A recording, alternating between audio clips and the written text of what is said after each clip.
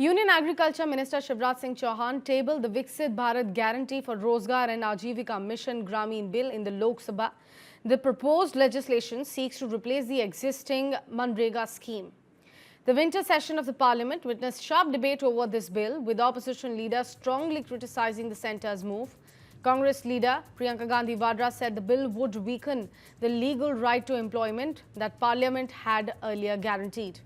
Opposition parties argued that the bill increases central control while reducing accountability at the same time. They demanded that the legislation be withdrawn and referred to the Standing Committee for detailed scrutiny.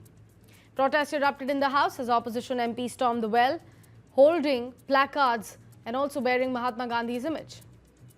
Defending the bill, Agriculture Minister Shivraj Singh Chauhan termed it a Garib Kalyan initiative, saying the government is guaranteeing 125 days of employment. He asserted that Mahatma Gandhi lives in the hearts of the people and added that both Gandhi and Deen Dayal Upadhyay believed in prioritizing the welfare of the most disadvantaged of the society.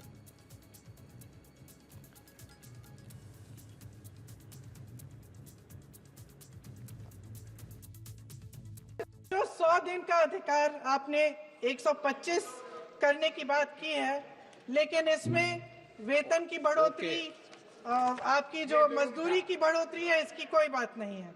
बिना चर्चा के, बिना इस सदन की सलाह लिए इस तरह से जल्दी में विधेयक को पास नहीं होना चाहिए।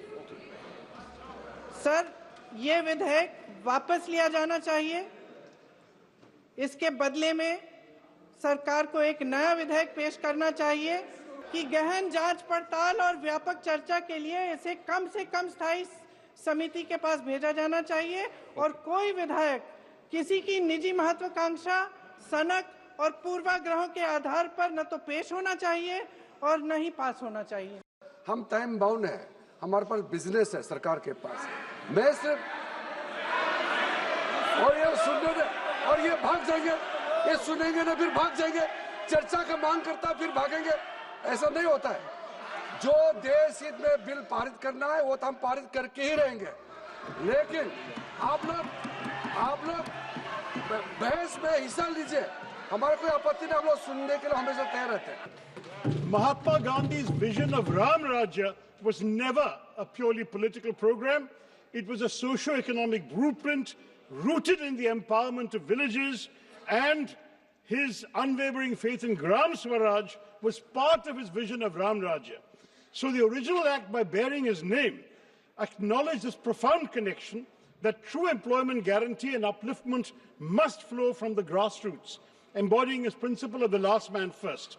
To remove the name Mahatma Gandhi is to strip the bill of its moral compass and its historical legitimacy, and then to have two languages in the title, just to make the acronym Ji Ramji, is not just a violation of Article 348 as pointed out in the previous discussion, but it also reminds me of a song, of a lyric from my childhood, sir.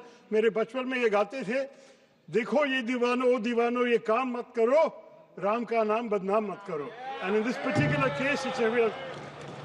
बापू हमारे दिलों में बसते हैं, उनका हम पूरा सम्मान करते हैं, और बापू ही कहते थे राम राज, राम हमारे रोम रोम में रमे हैं, राम हमारी हर सांस में बसे हैं, बिना राम के ये देश नहीं जाना जाता। पता नहीं क्यों जी राम जी नाम आ गया तो ये भड़क गए।